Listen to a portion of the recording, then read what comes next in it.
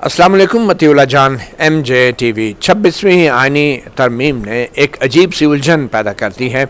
एक तरफ हुक्मरान इत्तेहाद ने ज़बरदस्ती की 2/3 अक्सरियत के साथ आइनी तरमीम मंजूर करवा दी है और आला अदलिया में जजों की तैनाती और उसके अलावा अदलिया के अंदर इजाफी आइनी बेंचेस की तश्कील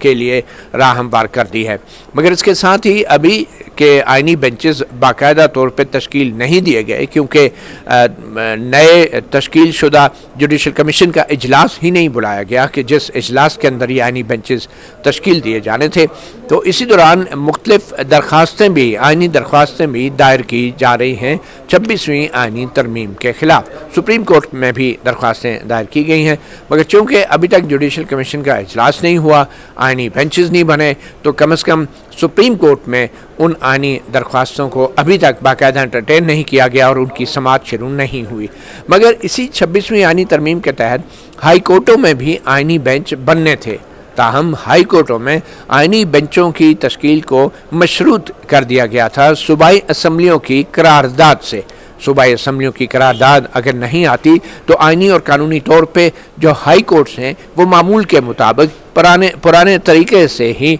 रिट दरख्वास्तों की समाअत कर सकती हैं। और ऐसी ही एक रिट दरख्वास्त सिंध हाई कोर्ट में भी जो है दायर की गई थी और कल ही सिंध हाई कोर्ट से एक बड़ा हुक्म आया है। पहली समाअत थी और ये जो दरख्वास्त थी ये दरख्वास्त गुज़ार मिस्टर अली ताहिर एडवोकेट जो हैं उनकी तरफ से पेश हुए हैं और इब्राहिम सैफुद्दीन जो हैं वो भी पटिशनर की तरफ से पेश हुए हैं और जो दूसरी फ़रीक़ैन हैं मोहम्मद हाशिम सहरानी, SM अली जाफ़री और अब्दुल अहद ख़ान। तो इन दरख्वास्तों के ऊपर कल सिंध हाई कोर्ट के 2 रुकनी बेंच ने, जिसकी सरबराही चीफ जस्टिस मोहम्मद शफ़ी सिद्दीकी कर रहे थे, उन्होंने एक हुक्मनामा जारी किया है जो बड़ा ही दिलचस्प है और आइनी तरमीम के ऊपर किसी भी हाई कोर्ट या सुप्रीम कोर्ट की तरफ से ये पहला हुक्मनामा है। मुख्तसर ये कि इस हुक्मनामे में chief justice Sindh high court Mohammad Shafi Siddiqui ने अटॉर्नी जनरल फॉर पाकिस्तान को तलब कर लिया है 26वीं आइनी तरमीम के ख़िलाफ़ दायर दरख्वास्तों के ऊपर उनकी राय लेने के हवाले से, और इसके साथ ही ये कहा है कि आइंदा 2 हफ्तों के अंदर ये केस लगाया जाएगा। मगर ज़्यादा दिलचस्प बात यह है कि जो वजूहात बताई गई हैं इन दरख्वास्तों पे बाकायदा अटॉर्नी जनरल का मौक़िफ़ लेने के लिए, वो बड़ी दिलचस्प हैं। इस हुक्मनामे में जो 2 सफ़ात पर मुश्तमिल है, ये कहा गया है कि ये जो दरख्वास्तें हैं 26वीं आइनी तरमीम को चैलेंज करती हैं और 26वीं आइनी तरमीम की कुछ शिक्कें जो हैं वो उनको मंजूर करने के पीछे जो कानून साज असम्बली की दानिशमंदी थी या विजडम थी, उसके हवाले से सवाल उठाए गए हैं। अदालत ने ये कहा कि अदालत अच्छी तरह जानती है कि 26वीं आइनी तरमीम के तहत इस तरह के आइनी मामलात हाई कोर्टों में आइनी बेंचों के सामने ही लाए जा सकते हैं। ताहम जो 26वीं आइनी तरमीम है उसमें यह भी वाज़ेह किया गया था कि जो आर्टिकल 202A है हाई कोर्टों में आइनी बेंचों की तश्कील के हवाले से, उस आर्टिकल में ये शर्त रखी गई है कि आइनी बेंच सिर्फ उसी वक्त हाई कोर्टों में बनाए जा सकते हैं कि जब सूबाई असम्बलियाँ जो हैं वो किसी किस्म की करारदाद इस हवाले से मंजूर करें, और अभी तक ये करारदाद सिंध असम्बली में मंजूर नहीं की गई ताकि आइनी बेंच सिंध हाई कोर्ट में भी बनाए जा सकते। तो इसलिए हम जो है मामूल के मुताबिक इस रिट दरख्वास्त पे अपनी कार्रवाई शुरू करेंगे। इसके बाद इस हुक्मनामे में ये भी कहा गया है कि इन दरख्वास्तों में 26वीं आइनी तरमीम के ख़िलाफ़ जो सवालात उठाए गए हैं उसमें उनके मुताबिक ये जो तरमीम है, ख़ास तौर पे जो नई शिक्कें डाली गई हैं आइन के अंदर, ये निज़ाम इंसाफ के उसी ढांचे को हदफ बनाती हैं कि जिसके ज़रिए आम आवाम को इंसाफ की फराहमी की जाती है। और इसके साथ ही दरख्वास्त में ये भी कहा गया है कि आइन को इस तरीके से तरमीम कर दिया गया है कि जो हुकूमत है, जो वफाक है, जो बहुत सारे आइनी मामलात में خود ہی فریق ہوتی ہے، کیونکہ آئینی درخواستیں حکومت اور وفاق کے خلاف دائر کی جاتی ہیں، تو اس وفاق اور حکومت کو اس آئینی ترمیم کے تحت یہ اختیار دیا گیا ہے کہ وہ اپنی مرضی کے بینچز جو ہیں وہ تشکیل دیں، یعنی کہ اپنی مرضی کے ججوں کے ساتھ، اور ایسے معاملات پر کہ جس میں خود حکومت یا وفاق جو ہے وہ فریق ہو۔ ایسا کرنے سے جو ایک عالمی طور پہ تسلیم شدہ جو اصول ہیں کہ انصاف نہ صرف ہونا چاہیے بلکہ ہوتا دکھنا بھی چاہیے، اس اصول کو بھی نظر انداز کیا گیا ہے۔ اور درخواست گزار کے وکلاء نے یہ بھی دلیل دی ہے کہ جو پارلیمنٹیرینز ہیں، جو اراکین پارلیمنٹ ہیں، انہوں نے عدلیہ کو فتح کر لیا ہے اس طریقے سے کہ انہوں نے اپنی جو پارلیمنٹ کے اندر جو ایک 2/3 اکثریت تھی، جو فیصلہ کن اکثریت تھی، اس کو استعمال کرتے ہوئے ایک جوڈیشل کمیشن قائم کر دیا ہے، اور اس جوڈیشل کمیشن کے ذریعے پارلیمنٹ کو فتح کیا گیا ہے۔ اور اس میں یہ بھی دلیل دی گئی ہے درخواستوں میں کہ جو ایگزیکٹو ہے، جو حکومت ہے، انہوں نے عدلیہ پر کنٹرول حاصل کر لیا ہے اس طرح کی ترمیم کے ذریعے اپنی مرضی اور اپنی دانش کے مطابق۔ اور پھر یہ بھی کہا گیا ہے کہ جو بھی فریق ہے کسی بھی مقدمے میں، اس کو اس بات کی اجازت نہیں دی جا سکتی کہ وہ فریق عدلیہ کے جو اراکین ہیں، جو ججز ہیں، ان کی کارکردگی کو جانچے تاکہ اس کی بنیاد پہ وہ عدلیہ کو ڈرا دھمکا سکے اور مستقبل میں اپنی مرضی کے بینچز بنا سکے۔ ایسا ہوا تو پھر عدلیہ جو ہے وہ ایک ماتحت ادارہ بن جائے گی۔ اس پہ چیف جسٹس محمد شفیع صدیقی نے اپنا جو ایک آبزرویشن دی ہے، وہ یہ کہہ رہے ہیں کہ ہمیں اس بات کا اندازہ ہے کہ جو آئین کا آرٹیکل 239 5 اور 6 ہے، وہ آئینی ترامیم یا آئین کی شکوں کے حوالے سے ہائی کورٹوں کی جو دائرہ اختیار ہے اس کو محدود کرتا ہے، مگر تاہم اسی آرٹیکل 239 میں یہ بھی واضح کیا گیا ہے کہ جو عدالتوں کا دائرہ کار آئینی ترامیم کے حوالے سے محدود کیا گیا ہے، وہ دائرہ کار جو ہے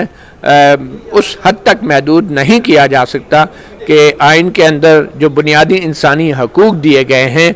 وہ متاثر ہو سکیں اور عدلیہ جو ہے اس معاملے میں کچھ نہ کر سکے۔ پھر یہ بھی درخواست کا حوالہ دیتے ہوئے سندھ ہائی کورٹ کے چیف جسٹس نے کہا ہے کہ جو انڈیویجولز ہیں وہ میٹر نہیں کرتے، مگر جو حکومت کی مداخلت ہے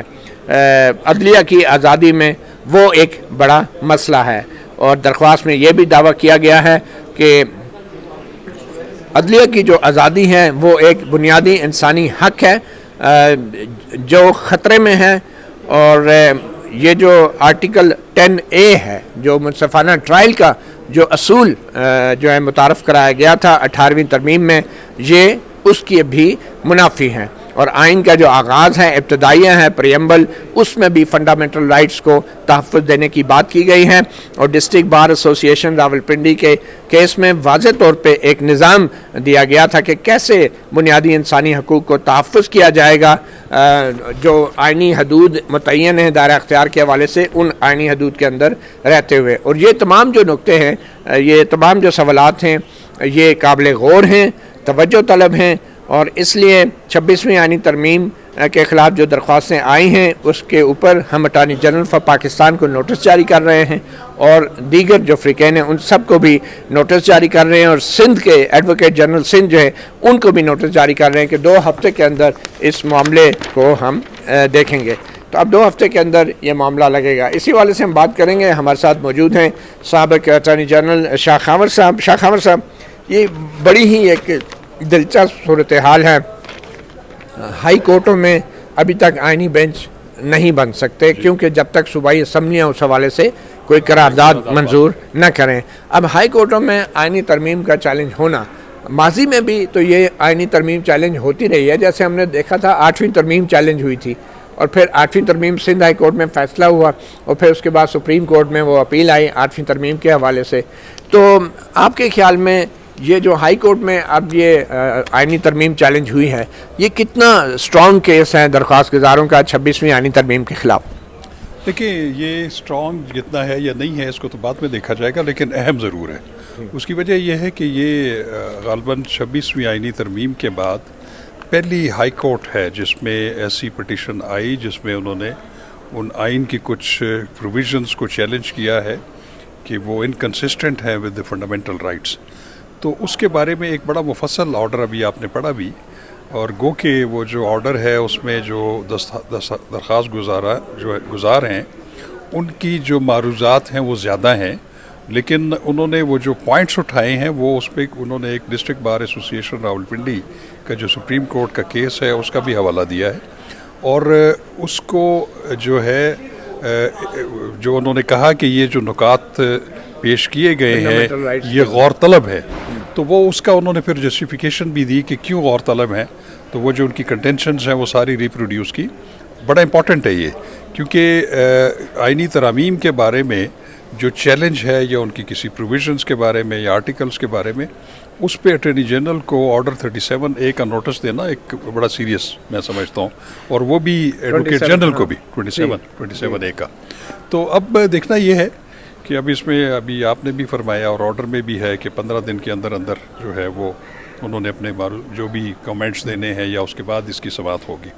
اس میں ایک امپورٹنٹ بات یہ ہے کہ 26ویں آئینی ترمیم کے بعد جو صوبائی ہائی کورٹس میں جو آئینی بینچز بننے تھے یا ڈویژنز بننے تھے اس کے لیے مشروط تھا، ابھی آپ نے بھی فرمایا کہ اس میں صوبائی assembly chief justice Sindh high court نے بھی کہا، بالکل کہا، اور وہ جب تک مشروط ہے کہ جب تک قرارداد نہیں ہوگی اس وقت تک بینچز نہیں بنے گے۔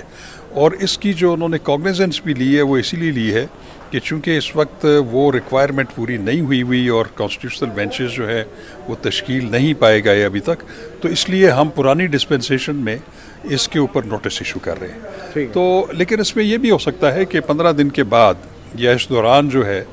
وہ ایک ریزولوشن آ جائے صوبائی اسمبلی سندھ اسمبلی سے، اور اس کے بعد جو ہے وہ آئینی بینچز یا آئینی ڈویژن جو ہیں وہ بن جائیں، اور ہو سکتا ہے کہ ان میں سے بھی کچھ جج صاحبان، چیف جسٹس یا دوسرے جو معزز جج ہیں وہ بھی اس کے ممبر ہوں، لیکن لا محالہ پھر وہ جو یہ انہوں نے کاگنیزنس لی ہے ان پٹیشنز کی، وہ پھر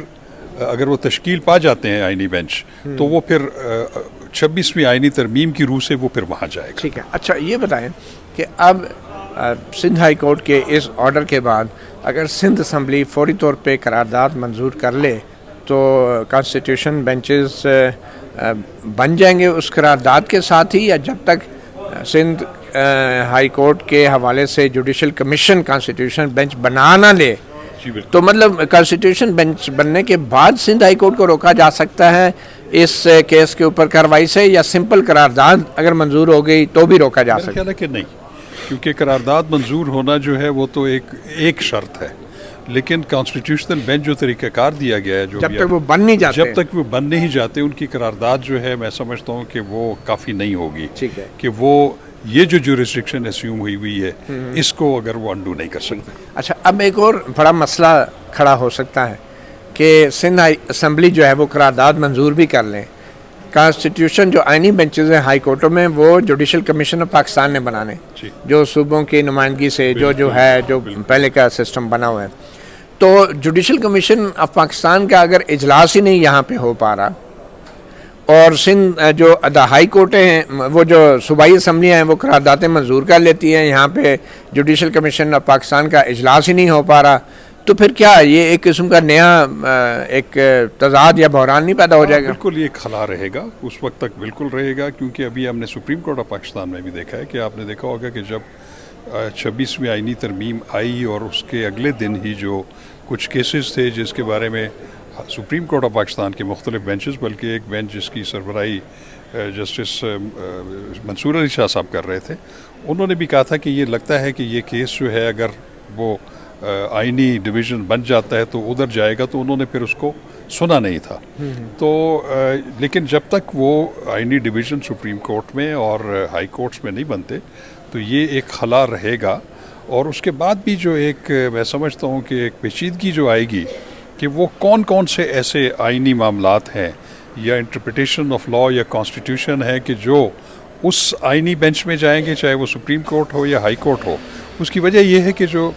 ہائی کورٹ کی جو ریسٹرکشن ہے آرٹیکل 199 کے تحت وہ بڑی امپورٹنٹ ہے. اس میں بہت سارے کیسز جو کہ لوگوں کے فنڈامنٹل رائٹس کے حوالے سے ایون سروس میٹرز بھی ہوتے ہیں, دوسرے رینٹ میٹرز بھی اور ادھر ادھر جو بھی ہے, تو اس میں یہ دیکھنا ہوگا کہ کیا وہ تمام جو ہے روٹین میں جتنی بھی ریٹ پٹیشن سے, چونکہ ریٹ پٹیشن جو ہے وہ بنیادی حقوق کے تحفظ کے لیے یا اس کی انفورسمنٹ کے لیے فائل کی جاتی ہے, تو کیا ہر ریٹ پٹیشن جو رینٹ کی بھی ہوگی, جو فیملی کورٹ کی بھی ہوگی, وہ کیا اس آئینی بینچ میں آئے گی نہیں آئے گی. تو یہ بہت زیادہ جو ہے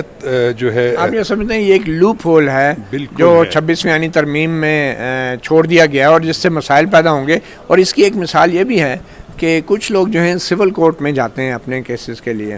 اور وہاں سے جو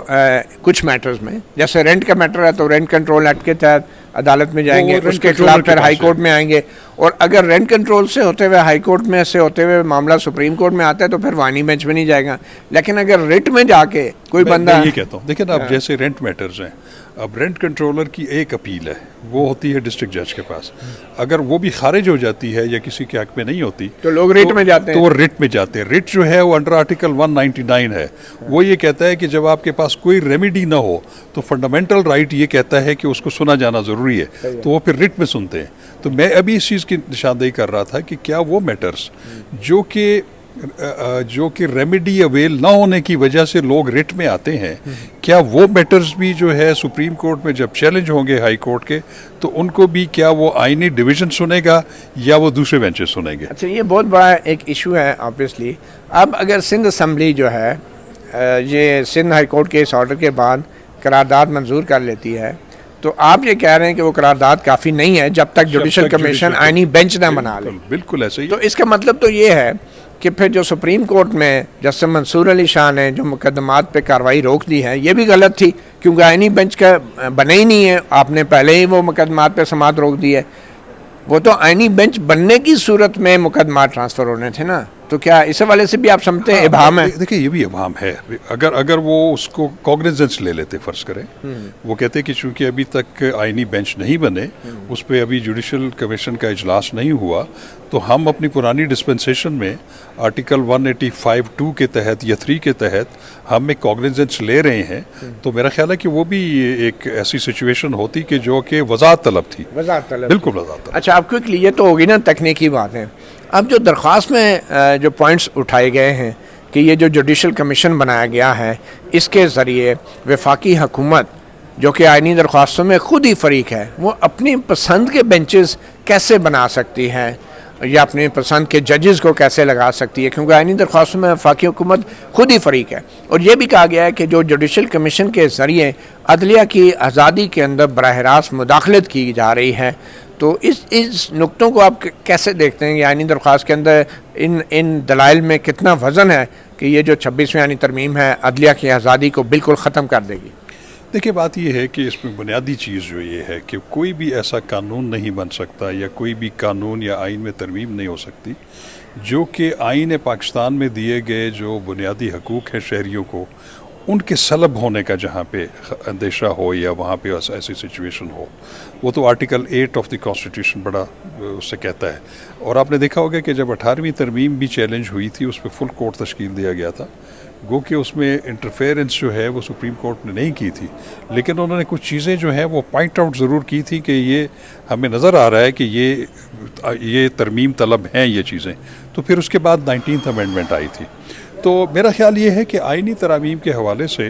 سپریم کورٹ آف پاکستان بھی اور ہائی کورٹس بھی تھوڑا سا محتاط رویہ ضرور اختیار کرتے ہیں, کیونکہ بہرحال ٹھیک ہے اس میں بڑے اعتراضات بھی ہیں, اور جس طریقے سے 26ویں آئینی ترمیم جس طرح پاس کروائی گئی تو وہ اپنی جگہ پہ ہے, لیکن جو آئین میں دیا گیا ایک طریقہ کار ہے کہ دونوں ہاؤسز کی جو ہے 2/3 میجورٹی سے انہوں نے پاس کیا ہے, تو وہ تو ویلڈلی ایک پیس آف لیجسلیشن یا آئین تو ہے. تو لیکن اب اس میں جتنے ابہام ہیں, اور اب یہ دیکھنا ہے کہ ان میں سے کون سی شک جو ہے وہ آئین میں دیے گئے بنیادی حقوق سے متصادم ہے. لیکن اس کا فیصلہ میں اس میں مسائل ہیں, اس ترمیم مسائل بالکل ہیں, اور جوڈیشل کمیشن میں جس طرح سیاستدانوں کو بٹھایا گیا ہے تو اس کے حوالے سے دیکھیں میں ایک بات سمجھتا ہوں کہ میرا ذاتی خیال یہ ہے کہ جوڈیشل کمیشن میں وہ جو پارلیمانی کمیٹی تھی 175A میں جو بنائی گئی تھی پاور کیا جائے اس کو وہ تو بالکل ریڈنڈنٹ ہو گئی تھی, اس کا کوئی رول نہیں رہ گیا تھا. تو میں سمجھتا ہوں کہ participation of the parliamentarians in the judicial commission میرا خیال ہے اس میں کوئی حرج نہیں ہے کہ وہ پہلے یہ تھا کہ چونکہ اس میں زیادہ تعداد جوڈیشری سے ہوتی تھی تو ایک عام تاثر یہ تھا کہ شاید وہ اوور شیڈو کر جاتے ہیں باقیوں کو. لیکن یہ بینچوں کی تشکیل میں سیاستدانوں کی مشاورت یہ ایک بڑی انہونی بات نہیں ہے کہ سیاستدانوں کی سیاسی جماعت, اب بلاول بھٹو آگے چیئرمین پیپلز پارٹی ہیں, اب پیپلز پارٹی کے بڑے اہم کیسز ہیں پولیٹیشینز کے خلاف, وہ ہائی کورٹ میں لوگ گئے ہوئے ہیں, سپریم کورٹ میں اپیلیں پینڈنگ ہیں, تو بلاول بھٹو جوڈیشل کمیشن میں بیٹھ کے یہ کس طریقے سے یہ کہہ سکیں گے کہ اس جج کو اس آئینی بینچ میں ہونا چاہیے, اس کو نہیں ہونا چاہیے؟ یہ عجیب سی بات نہیں ہوگی. بات یہ ہے میں سمجھتا ہوں کہ ہمارا کوئی بھی سیاستدان چاہے وہ اس وقت اپوزیشن میں ہے یا چاہے سب کے مقدمات سب کے مقدمات ہیں, تو لیکن آپ ان کی جو لیجسلیٹو اتھارٹی ہے یا اس کی حیثیت کو تو آپ نہیں چیلنج کر سکتے. لیکن وہ نیب کا قانون نے پاس کر دیا, لیکن سپریم کورٹ کے اندر گھس کے بینچوں کی تشکیل کی حد تک لیجسلیٹو اتھارٹی. دیکھیں بات یہ ہے کیونکہ پارلیمنٹ بھی جو ہے ٹھیک ہے اس میں کون لوگ بیٹھے ہوئے ہیں کون نہیں ہے, لیکن وہ ہمارا ایک اسٹیٹ کا امپورٹنٹ پلر ہے. اور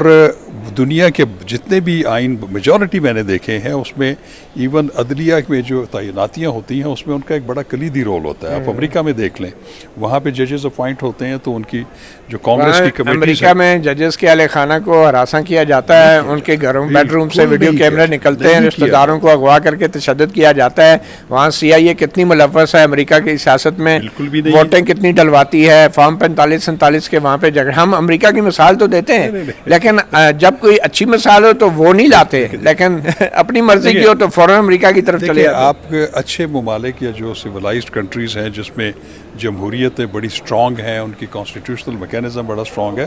ان سے ہم آئیڈیاز ضرور بورو کر سکتے ہیں. وہ آپ نے جن چیزوں کی نشاندہی کی اپنی مرضی کے آئیڈیاز ہے, وہ آپ کی بات ٹھیک ہے کہ ہم وہ ایک آئیڈیل سچویشن میں نہیں رہ رہے, ٹھیک ہے, لیکن بہرحال ہمیں. اچھا اب سر یہ بتائیں کہ خیبر پختونخوا میں PTI کی حکومت ہے, اب وہاں پہ صوبائی اسمبلی جو ہے یہ قرارداد منظور نہیں کرتی, تو وہاں پہ وہی پرانا آئین کے تحت پشاور ہائی کورٹ میں ریٹن دائر ہوں گی, اور دوسرے صوبوں میں قرارداد کی وجہ سے نئے آئین کے تحت ریٹن دائر ہوں گی. یہ انکنسسٹنسی بالکل ہوگی, اور آپ کی بات ٹھیک ہے کہ ایک بہت بڑا ابہام پیدا ہو جائے گا کہ ایک صوبہ جو ہے وہ ایک دوسرے نمبر پر صوبہ ہے آبادی کے لحاظ سے بھی, اور بڑا امپورٹنٹ صوبہ ہے جغرافیکلی بھی, اگر اس کی اسمبلی جو ہے یہ قرارداد پاس نہیں کرتی تو اس کی حد تک تو یہ پروویژن جو ہے وہ تو پھر وہاں پہ اپلیکیبل نہیں ہوگی. تو یہ ایک بہت بڑا میں سمجھتا ہوں ابہام ہے. اچھا آخر میں یہ بتائیں کہ اگر صوبائی اسمبلی قرارداد منظور کر کے آئینی بینچ بنا سکتی ہے اپنی ہائی کورٹ میں, تو کیا وہ صوبائی اسمبلی ایک اور قرارداد کے ذریعے آئینی بینچ ختم بھی کر سکتی ہے؟ میرا خیال ایسی پروویژن نہیں ہے. نہیں تو یہ تو کیا بات ہے, جو پارلیمنٹ جو اسمبلی ایک کام کر سکتی ہے تو وہ اس کو انڈو کیوں نہیں کر سکتی؟ یہ تو ایک انٹرنیشنلی ایکسیپٹیڈ رول ہے. وہ تو یہ ہے کہ آپ نے اگر کوئی قانون سازی کی ہے اس کو آپ انڈو کر سکتے ہیں, وہ طریقہ اختیار قرارداد بھی تو آپ ایک اور قرارداد بھی تو منظور کر سکتے ہیں. لیکن میرا خیال ہے کہ شاید یہ ایسا نہیں ہے کہ ایک دفعہ قرارداد ہو جائے تو پھر اس کو واپس لینا نہیں, یہ واپس اسمبلی کسی وقت بھی وہ قرارداد واپس لے سکتی ہے. کیا پارلیمنٹ اتنے بھی بااختیار نہیں ہے کہ وہ سادہ اکثریت کی قرارداد واپس نہ لے سکے؟ قانون سازی کا اختیار بالکل ان کو جو ان کی جو جیسے وہ قانون بنا کے قانون کو ریپیل کر سکتی ہے, تو پھر قرارداد کیا چیز ہے؟ لیکن میرا خیال ہے کہ شاید قرارداد کا واپس ایک دفعہ منظور ہو کے اس کو واپس لینا ذرا مشکل ہو جائے گا. اب یہ کوئی قرارداد مقاصد تو نہیں ہے نا کہ جو ہم واپس نہیں لے سکتے. یہ اسمبلی کے جیسے نیب کے قوانین میں ترمیم کی گئی, نیب کا قانون ختم بھی کر سکتی ہے. میں بالکل اس بات پہ متفق ہوں کہ یہ والی جو پروویژنز ہیں یہ بہت زیادہ کنفیوژن اور بہت زیادہ گیپ کریٹ کریں گی, اس میں کوئی شک نہیں. بہت شکریہ ایڈوکیٹ شاہ خاور, سابق اٹارنی جنرل. مطیع اللہ جان MJ TV سے بات کر رہے تھے. اب سندھ ہائی کورٹ نے ایک انیشیٹو لیا ہے, اور جو پروسیجرل میٹرز ہیں اس کے اندر ہی بہت سارے تضادات اب سامنے آنا شروع ہو جائیں گے. لگتا یہ ہے کہ آئندہ چند دنوں کے اندر سندھ اسمبلی میں قرارداد بھی آ جائے گی, مگر جیسے کہ ایڈوکیٹ شاہ خاور نے بھی کہا کہ صرف قرارداد آنا کافی نہیں ہے. اسلام آباد میں جوڈیشل کمیشن کا اجلاس ہونا اور اس کمیشن کے اجلاس میں کے ذریعے جو ہے وہ ہائی کورٹوں میں آئینی بینچ بننا وہ ضروری ہے. ہائی کورٹوں کو اپنے پرانے طریقہ کار کے مطابق ریٹ درخواستوں کی سماعت کرنے سے روکنے کے لیے. تو 2 ہفتے کا ٹائم دیا ہے. اب دیکھیں اٹارنی جنرل کیا موقف دیتے ہیں. اور 2 ہفتے کے ٹائم کا مطلب یہ بھی ہے کہ اب سندھ اسمبلی کے لیے بھی 2 ہفتے کے اندر قرارداد منظور ہونا ضروری ہے, اور اس کے بعد جوڈیشل کمیشن آف پاکستان کا اجلاس ہونا بھی بہت ضروری ہے. اور وہ اجلاس جو ابھی تک نہیں ہوا, اس کے پس پردہ کیا محرکات ہیں, کیا معاملات ہیں, یہ بھی جاننا بڑا ضروری ہے. اب آئین کے مطابق تو ایک کورم ہے, جو اکثریت ہے جوڈیشل کمیشن آف پاکستان کی, وہ بھی جو ہے میرے خیال میں 4 یا 5 اکثریت تو نہیں, وہ لوگ بھی جوڈیشل کمیشن کا اجلاس بلا سکتے ہیں. اور اگر اب قانونی اور آئینی طور پہ اگر چیف جسٹس یا سپریم کورٹ کے 5 یا 4 ججز اگر نہیں بھی آتے, تو یہ جوڈیشل کمیشن آف پاکستان ان کی غیر حاضری میں بھی ججوں کو لگا سکتا ہے اپنی مرضی کا, اور آئینی بینچ بھی بنا سکتا ہے. تو یہ بڑی ہی ایک عجیب و غریب سچویشن ہو گئی ہے. جب تک جوڈیشل کمیشن آف پاکستان کا اب اجلاس نہیں ہوتا, اس وقت تک 26ویں آئینی ترمیم کے حوالے سے بہت سے سوالات اٹھتے رہیں گے. مطیع اللہ جان, MJ TV سے اتنا ہی. اجازت دیجیے. اللہ حافظ.